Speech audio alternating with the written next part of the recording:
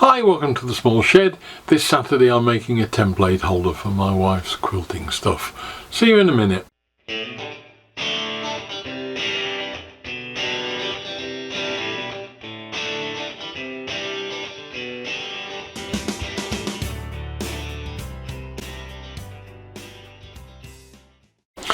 Now this is probably a bit specialist in that my wife's quilting involves the use of a lot of templates. They're usually perspex affairs, anything about a foot long, 4 or 5 inches wide, and all sorts of other shapes as well.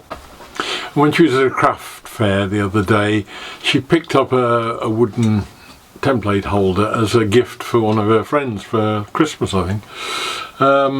But it was the only one they'd got, and she looked at it and decided she liked it. So this week I'm going to try and make one to match, to replicate it. Let's just have a look at the thing itself and see what we've got to do. It looks fairly straightforward and simple, but we'll have a look. So this is the article in question. It's just a plain piece of beech, I think. Have a little logo put on the front. 4 rubber feet. I've measured it up, it's about 20mm thick, 100mm wide, 500 long, and there are 1, 2, 3, 4, 5 grooves cut in it. I think they've used a circular saw looking by the blade pattern on it, and this is for just stacking these things in. Nothing more, nothing less. Now, I bought some oak when I was at Yandles some while back, you may or may not recall. I bought a piece of oak about 6 foot long, 22 pounds. It's 25mm thick, 140mm wide. So I'm going to take that over to Mending Sheds and cut it down into 500mm length, probably a bit longer. So we'll take it off to Mending Sheds and rip it down, plane it, thickness it, and see how we get on.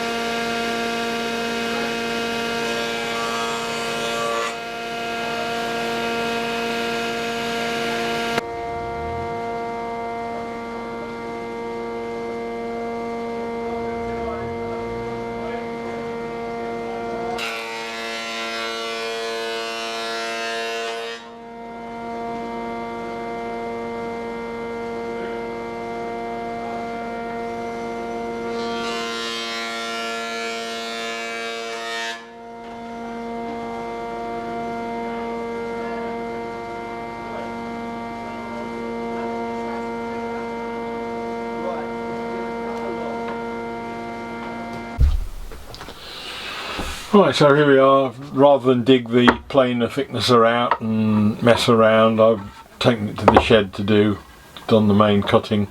I've now got 2 more lengths in oak, same sort of thickness.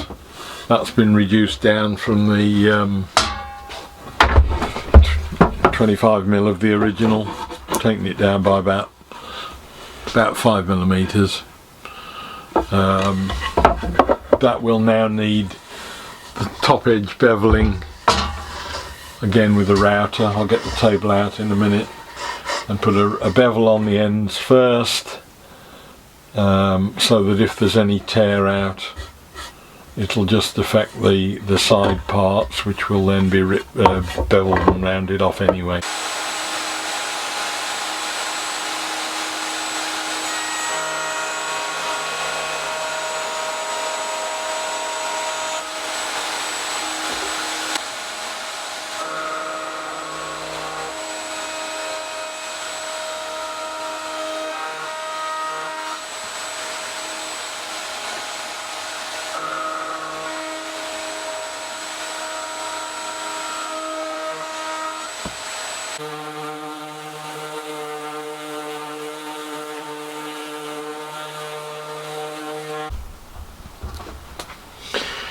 Now I've made 2 of these tops. I was going to try one on the router, and then if that doesn't work, or if it burns or anything like that, I can try it using a circular saw, which is what the original one was that I'm copying. Now I've set this up with a 1mm cut, hopefully right down the middle, and I'll just take it in very, very easy light cuts and see how that works. So we'll give this one a try first.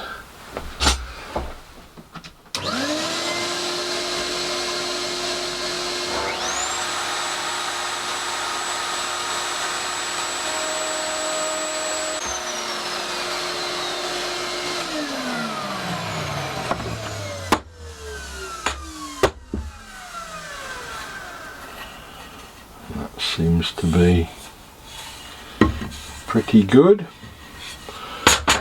So we will just now continue to incrementally take that up 1 turn at a time until I've got the depth I want, and then we can move the fence back and forwards to get the other slots in.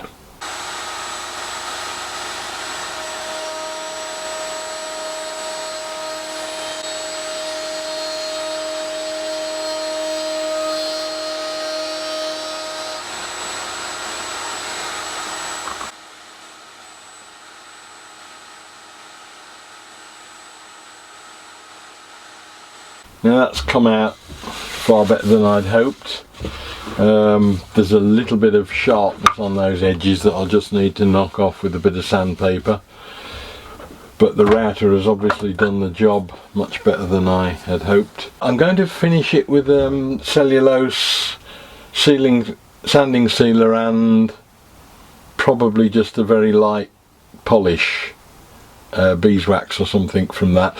I don't want to get oil onto it, purely and simply because this is going to be in and around material and fabrics, and I don't really want that to sort of anyway get involved in damaging anything.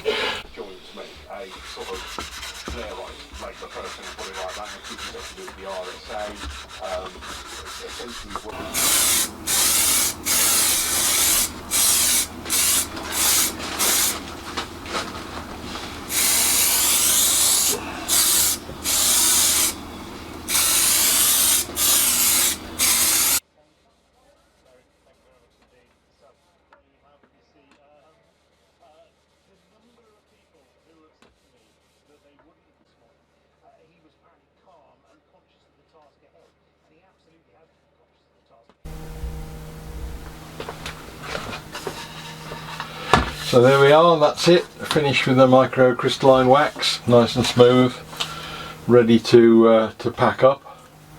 I'm just putting on some little IKEA door stops as feet I've got left over, just so that it will sit nicely on a decent finished surface without causing any issues. That's it, 2 template holders finished, ready to wrap up and give my wife for Christmas. Hope you enjoyed the video. Look forward to seeing you next week, and we'll hopefully have something yet again different. See you then. Bye!